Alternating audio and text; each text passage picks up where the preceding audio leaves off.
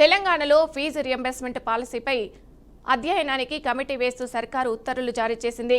సంక్షేమ శాఖ ప్రత్యేక సీఎస్ చైర్మన్ గా ప్రొఫెసర్ కోదండరాం, కంచె ఐలయ్యతో పాటు ఆర్థిక, విద్య, ఎస్సీ, ఎస్టీ, బీసీ, మైనార్టీ సంక్షేమ శాఖల కార్యదర్శులు, ఉన్నత విద్యా మండలి చైర్మన్తో పాటు ఉన్నత విద్యా సంస్థల నుండి 3 ప్రతినిధులను కమిటీలో సభ్యులుగా నియమించారు.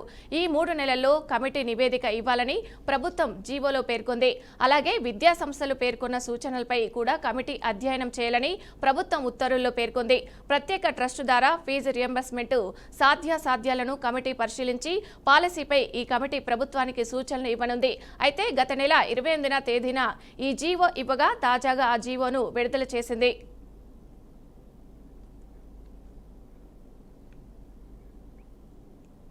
ఏపీ లిక్కర్ స్కామ్ కేసులో కీలక మలుపు చోటు చేసుకుంది.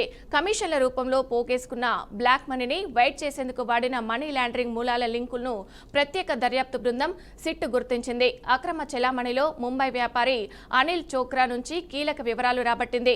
జగన్ చుట్టూ ఉండే ఎంపీ మిథున్ రెడ్డి, ధనుంజయ రెడ్డి, కృష్ణమోహన్ రెడ్డి, భారతీయ సిమెంట్స్ డైరెక్టర్ బాలాజీ గోవిందప్పలకు బెయిల్ రావడంతో కేసు అక్కడితో ఆగిపోయిందని, ఊపిరి పీల్చుకుంటున్న అంతిమ లబ్ధిదారులకు చిక్కులు తప్పవని తెలుస్తుంది.